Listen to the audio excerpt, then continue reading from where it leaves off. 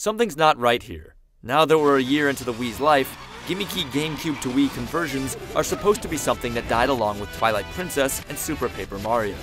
In particular, Nintendo should be well past grafting Wiimote controls onto long-delayed games, focusing more on creative controller utilization and titles that really make its licenses shine.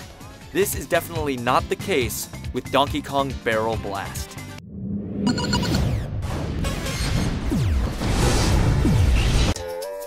One thing Barrel Blast gets right is the amount of play options. This is an arcade racing game, so you immediately have the option of heading out on the course and taking on a number of DK-themed opponents in a single race.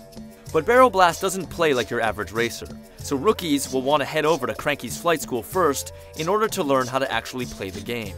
Here you'll be tutored in accelerating, dodging, special moves, and attacks.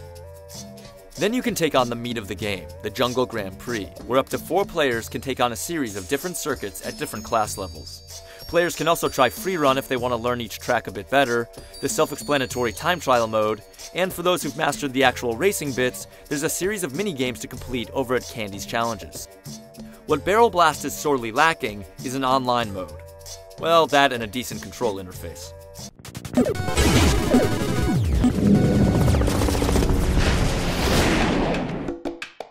Barrel Blast began life as a GameCube game, one that was to extend the life of the bongo controller, packed in with games like Donkey Konga and the excellent Jungle Beat. Accelerating would mean alternating strikes on the left and right bongos, turning left or right would mean hitting that particular drum, and so forth. But when the game made the leap to the Wii, it left the bongo control scheme behind in lieu of Wiimote and nunchuck support. And that's where the proverbial wheels fell off. Accelerating in Barrel Blast is done by alternately waving the remote and nunchuck, while turning means waggling one or the other, and it goes on from there. In order to keep players from getting too tired, you only ever have to accelerate your character until they reach max speed, at which point, they'll stay there until they hit something. The controls are a joke. They're imprecise at best, and a complete pain in the rear at worst.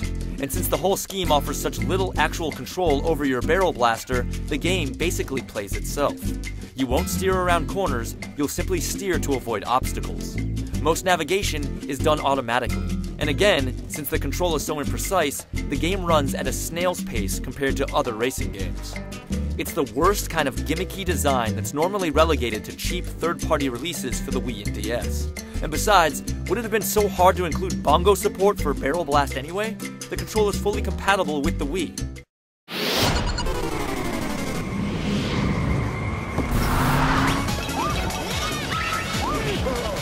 Remember, this was originally a GameCube game, and it still looks like a GameCube game. Thankfully, with characters like these, colorful backgrounds and jungle themes are far more important than high-definition graphics and high polygon counts. After all, the DK characters used here are all based on their models in Donkey Kong Country, which came out over a decade ago. In fact, that's the only real complaint most will have with the look of Barrel Blast. Why does this look like a warmed-over 3D version of a game from the mid-90s?